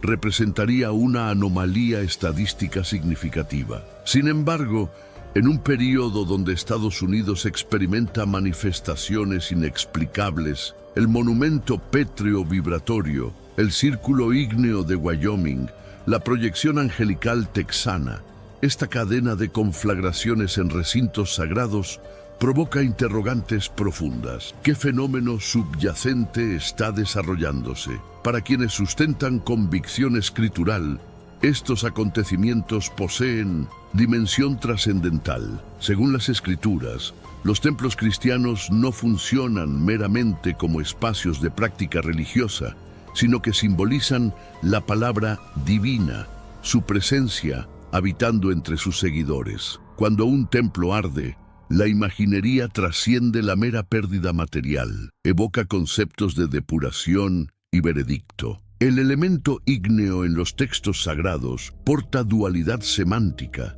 sentenciar a quienes practican maldad y refinar a quienes transitan rectitud. Primera de Pedro, capítulo 4, versículo 17, lo expresa claramente. El veredicto debe iniciarse desde la morada divina. Si la sentencia comienza en el santuario, entonces la divinidad está ejecutando limpieza, provocando despertar, rectificando desviaciones ocurridas dentro de la institución eclesiástica. Malaquías, capítulo 3, versículo 2, describe al Altísimo como refinador de metales preciosos. El refinador no aniquila, sino que extrae contaminantes, elevando la pureza del material. Interpretado desde esta perspectiva, la serie de incendios eclesiásticos no constituye simple accidentalidad, adquiere atributos de señalización espiritual, como si la divinidad emitiera llamado urgente hacia su propia comunidad. Quizás no representa destrucción, sino purificación, un aviso de que la institución eclesiástica debe recuperar pureza originaria, verdad fundamental y convicción auténtica antes de que el planeta ingrese en convulsiones mayores. Cuando este suceso se yuxtapone junto a las demás señales manifestándose en territorio americano, emerge un panorama más amplio. El plano terrestre tiembla, la bóveda celeste resplandece, los fuegos consumen espacios consagrados, como si la totalidad de la creación vocalizara mensaje idéntico. Las épocas están mutando. A través de la extensión estadounidense, manifestaciones enigmáticas, tanto atmosféricas como celestiales, están desconcertando a la comunidad científica mientras asombran a los círculos cristianos. Entre los fenómenos más debatidos se encuentra la precipitación carmesí, que ha surgido en Georgia, Florida y Kentucky. Las grabaciones capturadas por habitantes muestran cada gota de lluvia exhibiendo tonalidad roja profunda semejante al vino, infiltrándose en pavimentos, creando trazos rojizos que progresivamente intensifican su oscuridad. Cuando instalaciones de análisis locales examinaron el fenómeno, descartaron arena sahariana, causa frecuente de precipitaciones coloreadas en múltiples naciones. Tampoco detectaron microorganismos rojos, ni partículas polínicas, ni indicadores de contaminación manufacturera. La lluvia carmesí apareció brevemente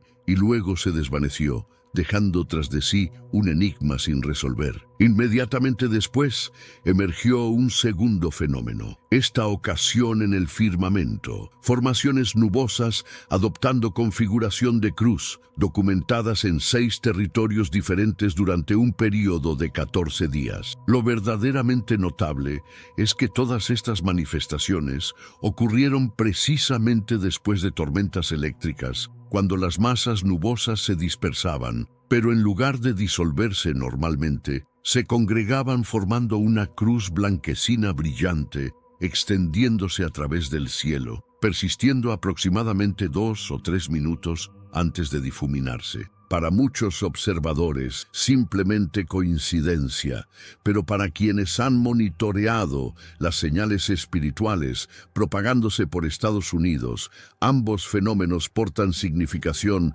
que trasciende explicaciones científicas. Joel, capítulo 2, versículo 30, registra que la divinidad enviará sangre, fuego y columnas de humareda previo al día grandioso y terrible del Señor. La lluvia carmesí, apareciendo súbitamente sin origen rastreable, funciona como señal sanguínea, referencia a profecía ancestral, vaticinando que sangre sería contemplada tanto celestialmente como terrestremente. Mateo capítulo 24, versículo 30, describe que antes del retorno de Jesús, la señal del Hijo del Hombre aparecerá en los cielos. Numerosos comentaristas consideran que tal señal podría relacionarse con el símbolo cruciforme, emblema de redención y segundo advenimiento. Cuando tanto el mundo natural como la atmósfera emiten señalizaciones de tal calibre, muchos creen que ya no representan fenómenos aleatorios. Parecen comunicar mensaje unificado. Eleven sus miradas. Prepárense. La profecía se materializa. En las profundidades de una fisura recientemente abierta en el Gran Cañón, un equipo de especialistas geológicos realizó un descubrimiento que sacudió tanto la comunidad arqueológica como los círculos proféticos. Al descender hacia una caverna angosta formada por colapso rocoso reciente, sus lámparas iluminaron formas que no correspondían a las paredes naturales de arenisca. Al extremo de la caverna se encontraba una colección de artefactos babilónicos ancestrales, objetos que nadie anticipaba hallar en suelo estadounidense. La pieza destacada era un busto babilónico tallado con características inconfundiblemente similares a las halladas en Mesopotamia. Junto a él, una estatua de halcón con alas plegadas hacia ambos costados y una esfinge miniatura con cuerpo leonino y cabeza humanizada. La maestría artesanal resultaba asombrosa, correspondiendo al estilo de artefactos milenarios. Pero el hallazgo más perturbador yacía bajo el busto. Una tablilla pétrea grabada con escritura cuneiforme acadia, el sistema de escritura del imperio babilónico ancestral. Tras la traducción, el mensaje provocó escalofríos en el equipo. La metrópolis caída resurgirá. Nadie lograba explicar por qué semejante contenido aparecería en el Gran Cañón. Inexistencia de registros históricos sobre contacto entre babilonios y las Américas. Ninguna ruta migratoria, ninguna vía comercial, ninguna evidencia de culturas del cercano Oriente Antiguo cruzando océanos. No obstante, estos artefactos permanecían intactos, desgastados por el tiempo, sin mostrar señales de descubrimiento reciente. El hallazgo capturó inmediatamente la atención de estudiosos bíblicos porque el simbolismo resultaba imposible de ignorar. En Apocalipsis 17:18, las Escrituras describen el misterio de Babilonia, una potencia espiritual y política que se eleva previo al juicio final. Esta Babilonia trasciende lo meramente físico de una ciudad. Representa sistema de rebelión, decadencia, corrupción y engaño espiritual.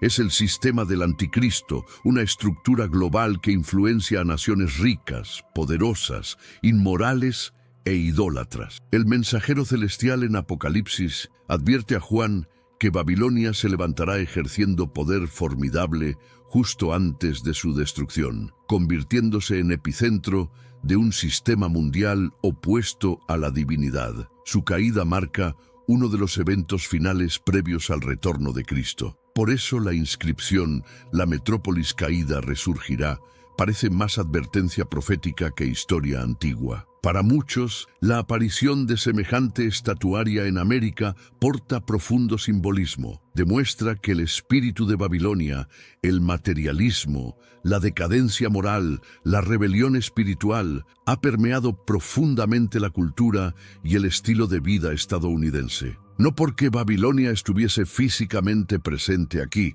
sino porque su influencia persiste donde quiera que la sociedad abandona los caminos divinos. Algunos especialistas consideran que el descubrimiento del Gran Cañón no constituye simplemente anomalía arqueológica, sino espejo espiritual reflejando el estado de una nación a la deriva hacia patrones idénticos condenados en Apocalipsis. Los artefactos funcionan como advertencia. Cuando Babilonia se levanta, el juicio seguirá. Para muchos, representa recordatorio final de que los patrones observados en la Babilonia ancestral están retornando. y con ellos viene la presencia del rey que derrocará a Babilonia definitivamente. Cuando todos los acontecimientos recientes a lo ancho de Estados Unidos se colocan yuxtapuestos, el altar vibratorio en Arizona, el anillo ígneo en Wyoming, la sombra angelical sobre Texas, las resonancias similares a trompetas escuchadas en múltiples estados, los templos en llamas, la lluvia carmesí, las nubes cruciformes e incluso la estatuaria babilónica oculta en el Gran Cañón, un patrón impactante comienza a formarse. Ya no son ocurrencias aleatorias. En cambio, se alinean casi perfectamente con una secuencia profética ancestral descrita en Joel 2, 30 y 31, donde la divinidad promete prodigios en los cielos y sobre la tierra, sangre, fuego y columnas de humareda previo al día grandioso y terrible del Señor. Las señales celestiales aparecen en Texas. El plano terrestre tiembla en Arizona. Precipitación sanguínea cae a través del sureste. El fuego aparece en Wyoming y en templos ardiendo a través de la nación. Y columnas humeantes se elevan desde santuarios y tormentas. Cada elemento listado por Joel parece estar desenvolviéndose en tiempo real dentro de una generación a través de una nación. Jesús elabora este patrón en Mateo 24, 8, denominando estas señales iniciales como dolores de parto, las contracciones primeras que inician suavemente pero crecen más fuertes, más próximas entre sí e imposibles de ignorar. Y eso es exactamente lo que estamos presenciando ahora. Eventos que alguna vez parecían aislados, ahora forman cadena, un ritmo, una convergencia. Ya no son advertencias distantes, son señales acelerándose, intensificándose, estratificándose una sobre otra como los minutos finales antes de que un nuevo capítulo se abra abruptamente. Y entonces nos quedamos con una interrogante que resuena más fuertemente con cada nueva señal. Si estos eventos no son coincidencia, si cielo, tierra, fuego y sangre están hablando simultáneamente, entonces está Cristo acercándose más de lo que pensamos. El segundo advenimiento ya ocurrió. El enigma del segundo regreso de Cristo ha desconcertado a teólogos y creyentes durante siglos. Mientras numerosos cristianos aguardan un retorno futuro y corpóreo de Jesús, la interrogante persiste. ¿Ha ocurrido ya el segundo advenimiento? Esta exploración examina la posibilidad de que, aunque Jesús ciertamente retornará en el futuro en forma corpórea, para juzgar a vivos y muertos, el segundo advenimiento descrito en Mateo 24 ya fue cumplido en el primer siglo. Los dos advenimientos del Mesías. El concepto del segundo advenimiento ha constituido uno de los tópicos más debatidos en la escatología cristiana. Tradicionalmente, el segundo regreso se comprende como evento futuro, cuando Jesús retornará a la tierra para establecer su reino, juzgar a vivos y muertos e inaugurar el estado eterno. Esta interpretación frecuentemente se asocia con la perspectiva futurista de escatología, que sostiene que muchos de los eventos en el libro de Apocalipsis, así como el retorno de Cristo, aún están por venir. Sin embargo, existe otra perspectiva que sugiere que el segundo advenimiento del cual Jesús habló en Mateo 24 se refiere a un juicio contra Jerusalén en el primer siglo. Esta visión se asocia con el preterismo, que argumenta que la mayoría de las profecías en el Nuevo Testamento, particularmente en Mateo 24 y el libro de Apocalipsis, fueron cumplidas en los eventos rodeando la destrucción de Jerusalén en el año 70 después de Cristo. Es importante señalar que dos tipos de venidas divinas se encuentran en la Biblia. Una es el retorno físico y corpóreo de Cristo al final de la historia, y la otra es una venida en juicio que sucede a lo largo de la historia, frecuentemente en respuesta a rebelión covenantal. Esta última es la venida que Jesús describió en Mateo 24, el juicio divino sobre Israel y el sistema del pacto antiguo. En esta exposición proveeremos 12 líneas de evidencia bíblica sólida para demostrar que el segundo advenimiento al cual Jesús se refirió en Mateo 24 fue cumplido en el año 70. Este juicio marcó el final del pacto antiguo y el comienzo del nuevo pacto con Jesús, reinando en poder desde los cielos, revelando el secreto. Antes de profundizar en la evidencia, es importante comprender los dos tipos de venidas de Cristo mencionadas en las Escrituras. Jesús vino una vez en su encarnación física, nacido de María, viviendo una vida perfecta, muriendo por nuestros pecados y resucitando al tercer día.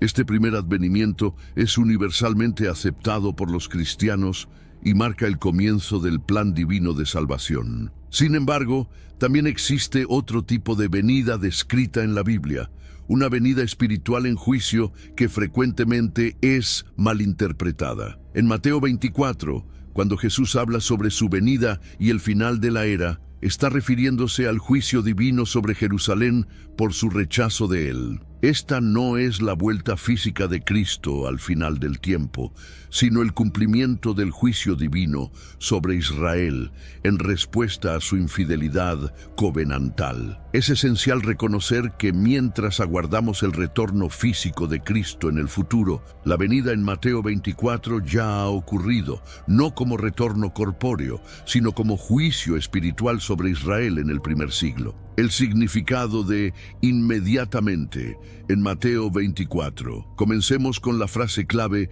inmediatamente después de la tribulación, en Mateo 24, 29. Muchos especialistas como D.A. Carson sugieren que existe una brecha de miles de años entre los versículos 28 y 29, afirmando que Jesús saltó desde predecir la destrucción de Jerusalén en el año 70 a eventos todavía en el futuro. Sin embargo, esta interpretación carece de sustento bíblico sólido. La palabra inmediatamente, en griego euteos, en el versículo 29, es clara e inequívoca. Significa sin demora o de inmediato. Esta palabra se usa consistentemente a lo largo del Nuevo Testamento para describir acciones que suceden directamente después de un evento precedente. Por ejemplo, en Mateo 20, 34, Jesús sana a 2 ciegos inmediatamente después de que piden ayuda. Y en Lucas 22, 60, Pedro niega a Jesús e inmediatamente el gallo canta. El uso de euteos en Mateo 24, 29 significa que los eventos descritos, el sol oscurecido, la luna sin dar luz y las estrellas cayendo del cielo, sucedieron inmediatamente después de la tribulación de esos días, no miles de años después. La destrucción de Jerusalén en el año 70 y los eventos subsecuentes fueron cumplidos dentro de una sola generación, como Jesús mismo afirmó en Mateo 24, 34. Esta generación no pasará hasta que todas estas cosas sucedan. Por lo tanto, la profecía de Jesús sobre el juicio en Jerusalén ocurrió en el primer siglo inmediatamente siguiente a la tribulación que Jesús había descrito previamente en el capítulo. No es un evento distante en el futuro, sino un evento inminente dentro de la generación a la cual Jesús estaba hablando. La evidencia para el cumplimiento del primer siglo. Para respaldar la idea de que el segundo advenimiento del cual Jesús habló ya fue cumplido, necesitamos considerar la evidencia bíblica. Ahora examinaremos las 12 líneas de datos bíblicos concretos que prueban que las palabras de Jesús fueron cumplidas en el primer siglo, específicamente en el año 70 con la destrucción de Jerusalén. La profecía de Jesús sobre la destrucción del templo en Mateo 24, 1 al 2, fue cumplida cuando los romanos demolieron el templo de Jerusalén en el año 70, exactamente como Jesús predijo. Jesús vaticinó la gran tribulación en Mateo 24, 21 al 22, que corresponde al asedio de Jerusalén por los romanos, donde el pueblo de Israel sufrió inmensa adversidad. La abominación de la desolación, Mateo 24:15, es ampliamente comprendida como referencia a la profanación del templo por el ejército romano, cumpliendo la profecía de Daniel sobre la abominación. Jesús advirtió a los discípulos que huyeran a las montañas, Mateo 24, 16 al 18, cuando vieran estas señales, lo cual hicieron antes de que los romanos capturaran la ciudad. La señal del Hijo del Hombre, Mateo 24:30, ocurrió espiritualmente cuando la profecía de Jesús fue validada por los romanos, destruyendo la ciudad, confirmando su autoridad divina. El lamento de las tribus, Mateo 24:30, se refiere al dolor del pueblo judío cuando reconocieron que su rechazo del Mesías condujo a su destrucción. La reunión de los elegidos, Mateo 24:31, se refiere a los cristianos primitivos que huyeron a Pella y fueron preservados del juicio sobre Jerusalén. El sol oscurecido y la luna que no dio su luz, Mateo 24:29, simboliza el colapso del sistema religioso y político judío. Las potencias de los cielos sacudidas, Mateo 24:29, significa el desmantelamiento del mundo del pacto antiguo y el establecimiento del nuevo pacto. El Hijo del Hombre viniendo sobre las nubes, Mateo 24:30, no es un descenso literal, sino una representación simbólica del juicio de Jesús sobre Jerusalén. El Evangelio predicado a todas las naciones, Mateo 24:14, antes de que llegara el fin, indicando el cumplimiento de la gran comisión previo a la caída de Jerusalén. La afirmación de Jesús de que esta generación no pasará, Mateo 24:34, claramente ubica el cumplimiento de estas profecías dentro del primer siglo. El verdadero segundo advenimiento, una realidad futura. Mientras Mateo 24 habla del juicio sobre Jerusalén en el año 70, esto no niega el retorno físico futuro de Cristo. La Biblia claramente enseña que Jesús retornará corporalmente al final de la historia humana cuando resucitará a los muertos, juzgará a vivos y muertos y establecerá el estado eterno. Sin embargo, la venida descrita en Mateo 24 fue una venida en juicio sobre Jerusalén, no el juicio final al fin del mundo. Esta distinción es crucial para comprender la naturaleza de la profecía bíblica y por qué los eventos del año 70 son tan significativos en escatología. El segundo advenimiento de Cristo, como se describe en la Biblia, está tanto ya cumplido en el juicio de Jerusalén, como aún por cumplirse en el retorno físico de Cristo. Mientras vivimos en el presente, aguardamos el retorno final de Jesús, quien traerá victoria definitiva, vida eterna y la renovación final de todas las cosas. Conclusión: la profecía de Jesús fue cumplida en el año 70. La destrucción de Jerusalén en el año 70, como fue predicha por Jesús en Mateo 24, es uno de los eventos más significativos en la profecía bíblica. Jesús predijo el colapso del mundo del pacto antiguo, que culminó en la caída de Jerusalén y la destrucción del templo. Este juicio no fue el fin de la historia, sino un hito significativo en el plan redentor divino. Mientras aguardamos ansiosamente el retorno corpóreo de Cristo al final del tiempo, es crucial reconocer que el segundo advenimiento del cual Jesús habló en Mateo 24 ya ha ocurrido en forma de juicio divino contra Jerusalén. Este evento cumplió la profecía confirmando que Cristo reina ahora en los cielos y su reino está establecido. Mientras esperamos el advenimiento final de Cristo, se nos recuerda vivir con propósito, usando nuestras vidas en servicio al Rey que reina victorioso, sabiendo que el pacto antiguo ha pasado y el nuevo pacto es inquebrantable. Estemos preparados, pues vivimos en la era del reinado de Cristo con la promesa de su retorno final para hacer todas las cosas nuevas. Diversas noticias de última hora mientras transmitimos esta noche. Alertas y vigilancias de tornados a través de múltiples estados. Dios mío, estamos dentro de un tornado. Oh bendito Jesús, observen eso. ¿Cuántos hay? A través de América se despliegan escenas que dejan tanto a científicos como a creyentes atónitos. Incendios forestales encienden los cielos sobre California mientras tornados desgarran Missouri y temblores sacuden la costa occidental. En Florida, testigos registran alas masivas de luz extendiéndose a través del horizonte, provocando debate feroz. ¿Mensajero angelical o señal engañosa? En reuniones de oración, figuras resplandecientes aparecen en las nubes, conmoviendo corazones hasta las lágrimas, y en el desierto de Arizona, susurros se elevan sobre reliquias ocultas y huesos gigantes enterrados en silencio. ¿Son estas coincidencias o las mismas señales sobre las que Jesús advirtió en Mateo 24, cuando dijo que los cielos y la tierra testificarían antes de su retorno? La nación tiembla. La pregunta permanece: ¿estamos listos para escuchar? De costa a costa, América está siendo azotada por desastres que parecen golpear sin pausa. En Missouri, tornados violentos destrozaron vecindarios enteros, dejando metal retorcido y hogares astillados esparcidos por el paisaje. Los sobrevivientes hablaron de paredes sacudiéndose como papel, de cielos rugiendo como si los propios cielos se hubieran partido abiertos. Era como la ira de algo mayor. Más al oeste, California tembló una vez más.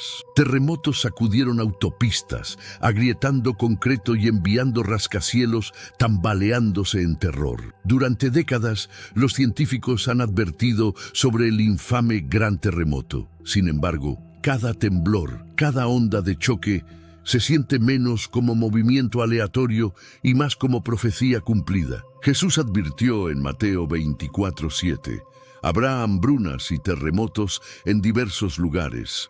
Todos estos son el principio de dolores de parto. En el estado de Washington, fuego y piedras se agitaron bajo la tierra. Retumbos volcánicos sacudieron las montañas, nubes de ceniza elevándose hacia el cielo. Los residentes huyeron, recordando Apocalipsis 6:12, donde las montañas mismas son sacudidas desde sus lugares. La erupción no alcanzó su fuerza completa, pero la advertencia fue inconfundible. La creación misma está gimiendo. Mientras tanto, incendios forestales barrieron las llanuras secas y bosques del oeste, pintando los cielos carmesí, bloqueando el sol con humo y ceniza. Familias huyeron de hogares en llamas, abrazando niños, mirando hacia horizontes resplandeciendo rojos como sangre.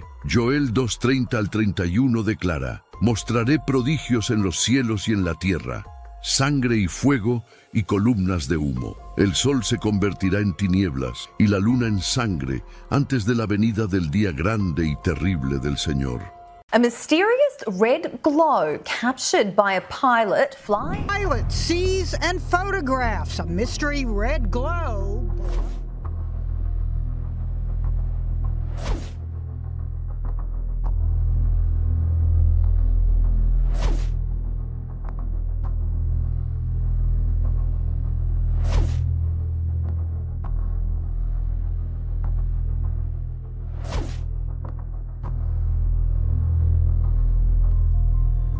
Durante siglos, el cielo ha sido un espejo del misterio,